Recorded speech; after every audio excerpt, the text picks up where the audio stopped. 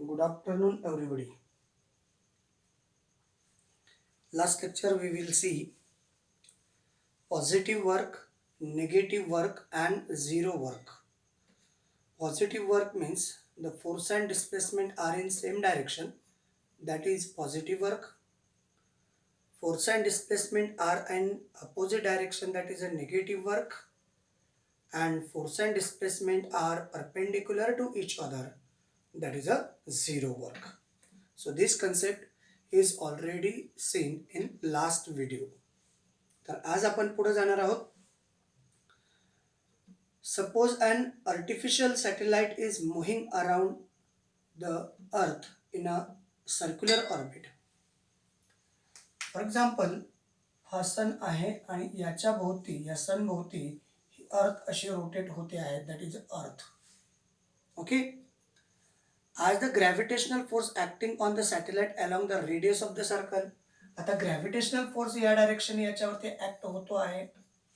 Gravitational force act होतो आहे आणि its displacement along the tangent to the circle. आणि हे जे फोर्स आहे हे फोर्स अशा पद्धतीनं, तर हे जे डिस्प्लेसमेंट आहे हे डिस्प्लेसमेंट या फोर्सला exact perpendicular, that is a displacement is tangent to the path. मुद्दा लक्षात घ्या. हा सन आहे, सनच्या भोवती ही अर्थ फिरते. इन सोलार सिस्टीम मध्ये हा सन आहे, सनच्या भोवती ही अर्थ रोटेट होते आहे आणि याला रोटेट होण्यासाठी सनकडनं फोर्स अप्लाय केला जातो, सेंट्रिपिटल फोर्स. आणि त्याच्यानंतर हा जेव्हा रोटेट होतो तर हे रोटेशन हे टँजन्शियल पाथ आहे. That means force and displacement is a tangential path of the rotating earth. Earth he rotate होणारी आहे आणि हा त्याचा टँजंट आहे. टँजंट आणि हा फोर्स म्हणजे हा डिस्प्लेसमेंट आणि हा फोर्स हे दोघं एकामेकाला परपेंडिक्युलर आहेत, perpendicular to each other. And the work done by the gravitational force is zero. म्हणून या ठिकाणी केलेलं वर्क काय कन्सिडर केलं जातं? झिरो कन्सिडर केलं जातं.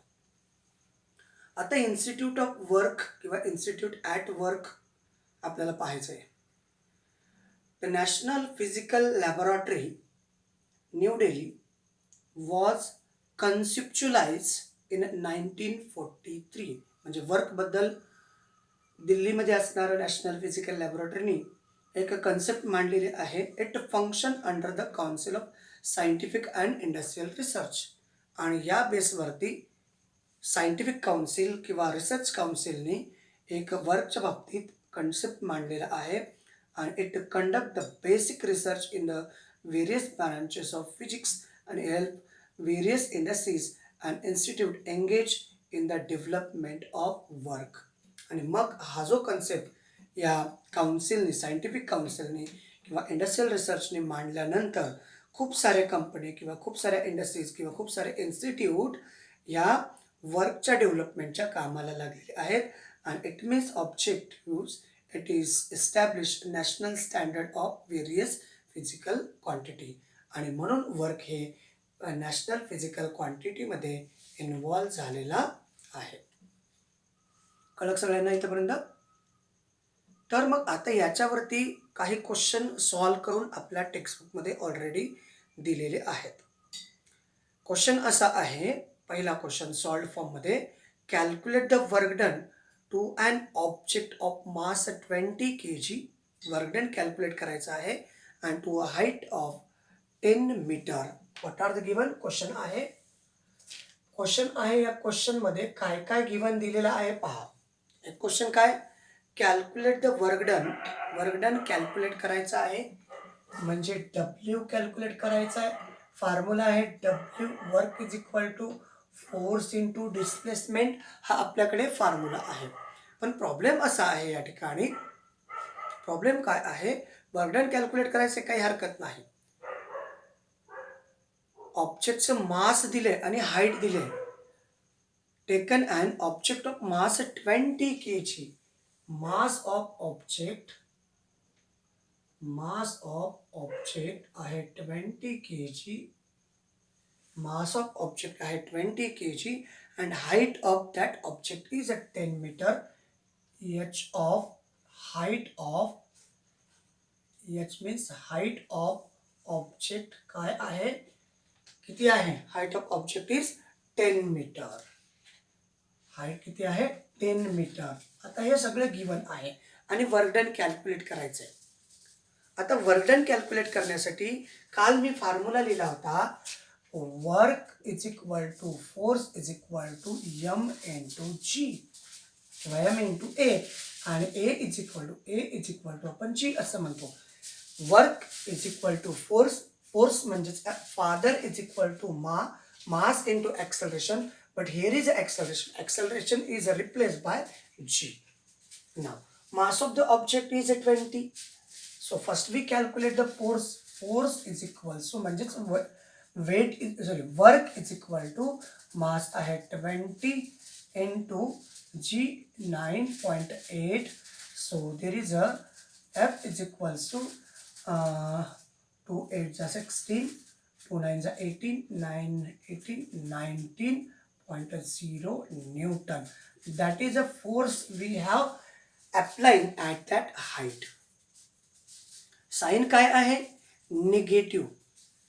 निगेटिव्ह साइन आहे. Why it is represented as negative sign, कारण ऑब्जेक्ट हा 20 सेंटीमीटर हाईटला चाललेला आहे. So force is acceleration due to gravity is 19, acceleration due to gravity A is equal to minus 9.8. जरा मुद्दा लक्षात घ्या, हा ऑब्जेक्ट आहे, हा ऑब्जेक्ट इकडे चालला किती सेंटीमीटर, सॉरी किती मीटर पर्यंत, 10 मीटर हाईट आहे. तो वरती जायला लागल्यानंतर ग्रॅव्हिटेशनल फोर्स त्याच्यावरती ऍक्ट होतो, तो डाऊनवर्ड डायरेक्शनला, म्हणून जी ची व्हॅल्यू 9.8 या ठिकाणी मायनस घेतलेली आहे. म्हणजे फोर्स या ठिकाणी मायनस 196 न्यूटन असा येतो. मग आता वर्कचा फॉर्म्युला आहे. वर्कचा फॉर्म्युला काय, वर्क इज इक्वल टू, हे वेट आहे, it is not a work, weight is equal to force is equal to mass into this is a weight, हा वेट आहे. आता वर्कसाठी formula, work is equal to force into displacement. आता force किती, minus W is equal to minus 196, आणि displacement किती झालं, 10 metre. तर work is equal to minus 1960 Newton. Work is equal to काय, joule. Work is equal to what, newton. या ठिकाणी newton metre, that is a newton, it is a metre, newton metre, that is equal to joule. म्हणजेच work is equal to minus 1960 joule. That is answer of the first question. मुद्दा लक्षात घ्या, work is equal to force into displacement हा formula, work is equal to force into displacement. इथं मात्र हा work नाही आहे, it is a weight, weight is equal to force, म्हणजे जेवढं वेट आहे तेवढा फोर्स. लास्ट लेक्चरला आपण बघितलेलं होतं ट्राय धिसमध्ये, जेवढा फोर्स तेवढं वेट त्या ठिकाणी असतं. म्हणून या ठिकाणी weight is equal to force is equal to M into G. M दिलेला आहे जी 9.8, ऑब्जेक्ट अपवर्ड डायरेक्शनला मूव्ह होतो आहे, म्हणून त्या ठिकाणी आपण 9.8 मेन्शन केलेलं आहे. क्लिअर, काही शंका आहे इथपर्यंत, नक्की. मग इथं काय, आपण मल्टिप्लिकेशन केलं, 196.0 newton. Work is equal to force into displacement, force आहे मायनस 196, डिस्प्लेसमेंट आहे 10. Overall work is equal to 1960 joule, but that is a minus, because work हे फोर्स आणि डिस्प्लेसमेंट हे दोघं एकामेकाच्या अपोजिट डायरेक्शननी आहेत. म्हणून या ठिकाणी येणारं जे वर्क आहे ते वर्क कसं येतं, निगेटिव्ह येतं आहे. आले का इथपर्यंत,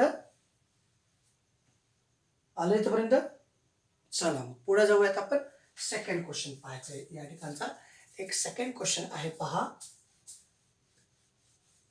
what is the next question.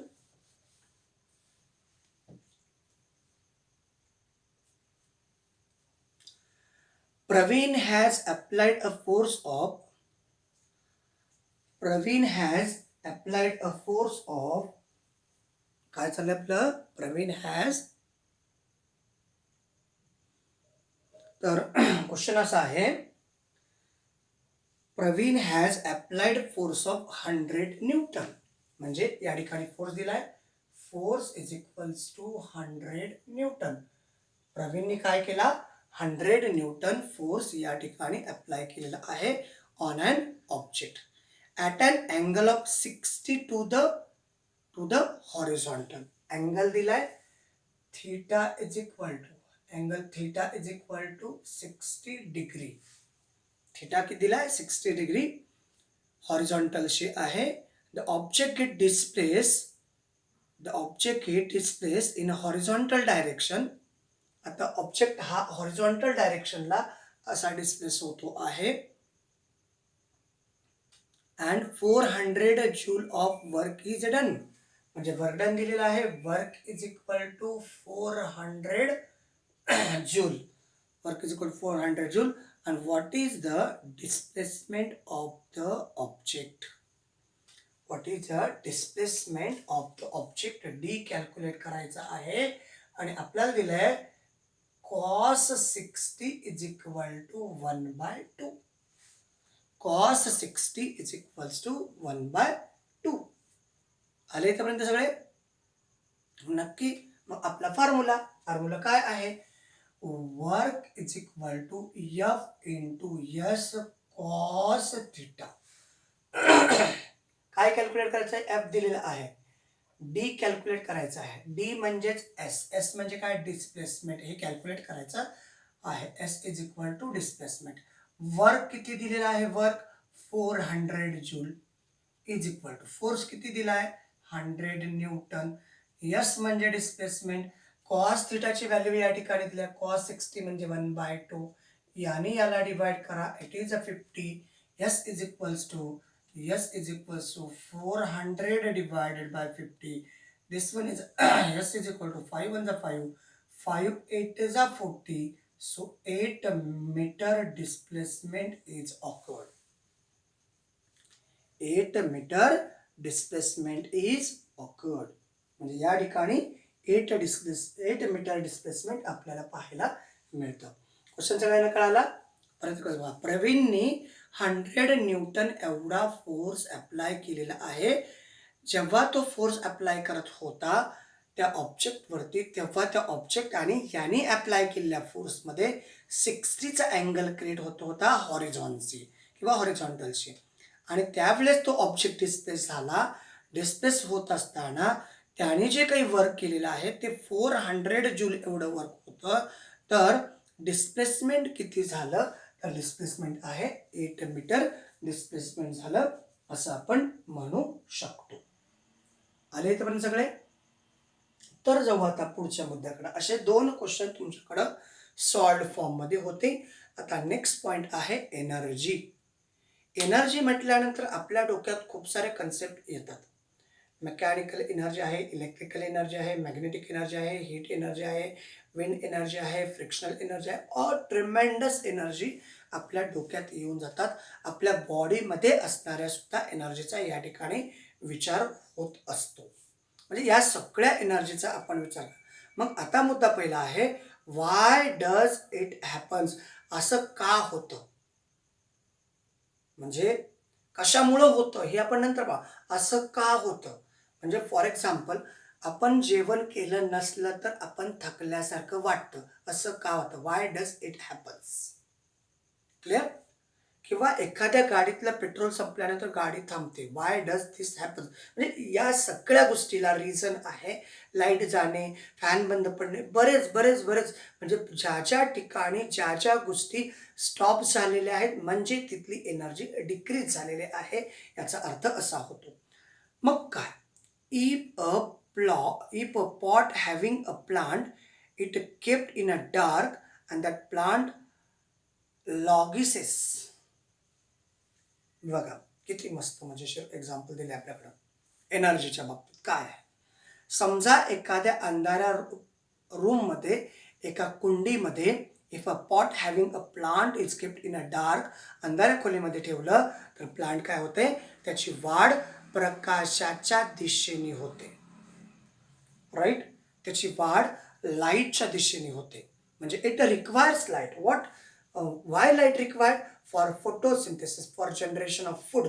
Food is prepared that means chemical energy is converted into, म्हणजे जे केमिकल्स आहेत त्या केमिकलचं एका पर्टिक्युलर एनर्जीमध्ये याला कन्व्हर्शन करायचं असतं. म्हणून ते त्या लाईटच्या किंवा खिडकीतनं जिकडे ज्या बाजूने लाईट येतो त्या बाजूने किंवा त्या डायरेक्शननी हे प्लांट ग्रो करत असतं. On increasing the volume of music system or TV beyond the limit, the vessel in the house start vibrating. अतिशय साधं उदाहरण आहे. तुम्ही कधी ऑब्झर्वेशन केलं का? समजा यावर्षी लग्नाचा काळ आलेला नाही म्हणा, यावर्षी लग्न जास्त झाले नाहीत ड्यू टू कोरोना, कोविड-19 पेंडॅमिक. तर जरी हे असलं तरी याच्या अगोदर तुम्ही वेगवेगळ्या लग्नांना हजेरी लावलेली आहे, त्याचबरोबर वेगवेगळ्या प्रोग्रामला किंवा वेगवेगळ्या मिरवणुकीला हजेरी लावलेली आहे. आणि या मिरवणुकीच्या मध्ये जो DJ वाजतो, DJ वाजत असताना आपण ठीक आहे, आपली इच्छा नसते डीजेच्या समोर किंवा त्या साऊंडवरती आपली नाचायची इच्छा नसते, पण आपण बाजूला थांबलेलो असतो आणि डीजे जेव्हा वाजतो तेव्हा आजूबाजूच्या घरातले भांडे धडधड धडधड व्हायब्रेट होतात आणि आपल्याला सुद्धा त्या साऊंड ज्या आहेत आपल्या बॉडीवरती आदळतात आणि आपल्यालाही डान्स केल्यासारखं वाटतं, म्हणजे आपण डान्स करतो आहोत असा भास होतो. ॲक्च्युली ते होत नाही, due to that is a one type of energy which is collide on in our body. म्हणजे ती एक प्रकारची साऊंड एनर्जी ही एक प्रकारची एनर्जी आहे आणि ती आपल्या बॉडीवरती कोलाइड होते आणि ती कोलाइड होते म्हणजे ती एक प्रकारची एनर्जी आहे. त्याचबरोबर collecting sunlight on a collecting sunlight on a paper with the help of convex lens burn the paper. आता काय आहे हा कन्सेप्ट? कधी तुम्ही ऑब्झर्व केलं नसेल याच्या बाबतीत. बऱ्याच वर्षापूर्वी कंपास यायचे आणि त्या कंपासमध्ये कॉन्व्हेक्स लेन्स येत होता आणि कॉन्व्हेक्स लेन्स आल्यामुळं काय करायचं, जे लाईट रे जर त्यांनी एका ठिकाणी कॉन्सन्ट्रेट जर केले म्हणजे लाईट रेचं कन्व्हर्शन हीट एनर्जीमध्ये त्या ठिकाणी सगळे लाईट रेज जर कॉन्सन्ट्रेट केले तर त्यापासून tremendous amount of heat generate होत असते. तर या सगळ्या वेगवेगळ्या प्रकारच्या एनर्जी होत्या. Capacity of body to perform the work is called energy. म्हणजे एखाद्या बॉडीला वर्क करण्यासाठी, एनर्जी म्हणजे काय, एखाद्या बॉडीला वर्क करण्यासाठी जी काही लागते आहे बघा, capacity of body to perform work म्हणजे एखादी बॉडी किती वर्क करते, किती कॅपॅसिटीने वर्क करते, किती कॅपॅसिटी आहे त्याची वर्क करण्याची, हे कशावरती डिपेंड असतं, तर हे त्याच्या एनर्जीवरती डिपेंड असतं. आणि एनर्जीचं युनिट हे सुद्धा युनिट ऑफ वर्क आणि एनर्जी हे सेम आहे. जसं की युनिट ऑफ स्पीड आणि युनिट ऑफ वेलॉसिटी जसं सेम आहे तसं युनिट ऑफ वर्क आणि एनर्जी हे सुद्धा सेम आहे. तर वर्कचं युनिट काय होतं, जूल, आणखीन काय, न्यूटन मीटर. तसं एनर्जीचं युनिटसुद्धा जूल इवन अर्ग आहे. MKSमध्ये इवन SI मध्ये जूल आहे, तर CGSमध्ये त्याला आपण अर्ग असं म्हणतो. मग आता एनर्जी कुठल्या कुठल्या प्रकारच्या आहेत, तर energy exist in various forms of कोणत्या mechanical, heat, light, sound, electromagnetic, chemical, nuclear, solar. तर याच्याशिवाय आणखीन काही एनर्जी आपल्याकडं आहेत, हे तर झाल्याच, पण याच्याशिवाय ज्या काही एनर्जी आहेत त्याचा आपल्याला म्हणजे कोणती एनर्जी, मेकॅनिकल एनर्जी आहे. आणि मेकॅनिकल एनर्जीची बेसिकली दोन पार्ट्स येतात, एक आहे पोटेन्शियल एनर्जी आणि दुसरे आहे कायनेटिक एनर्जी. मेकॅनिकल एनर्जीचे दोन पार्ट आहेत. या डिफरंट टाइप्स ऑफ एनर्जी आहेत आणि या डिफरंट टाइप्स ऑफ एनर्जीमध्ये मेकॅनिकल एनर्जी आहे आणि मेकॅनिकल एनर्जीमध्ये दोन पार्ट येतात. त्यातले पहिला पार्ट पोटेन्शियल एनर्जी आणि दुसरा पार्ट आहे कायनेटिक एनर्जी. कळलं का इथपर्यंत सगळ्यांना इंट्रोडक्शन? काय नाही, वेगवेगळ्या प्रकारच्या एनर्जी आहेत आणि त्याचं आपण इंट्रोडक्शन पाहतो. तर या ज्या एनर्जी आहेत या एनर्जीमध्ये आता आपल्याला मेकॅनिकल एनर्जीचे जे मेजर दोन पार्ट्स आहेत, पोटेन्शियल आणि कायनेटिक, तर याचं आपल्याला डिटेल पाहायचं आहे. ते आपण नेक्स्ट व्हिडिओमध्ये पाहणार आहोत. पहिल्यांदा कायनेटिक एनर्जी आणि त्याच्यानंतर पोटेन्शियल एनर्जी, या दोन एनर्जी आपण नेक्स्ट व्हिडिओमध्ये डिटेलमध्ये पाहणार आहोत. तुर्तास आपण याच ठिकाणी थांबूयात. थँक्यू. Thanks a lot.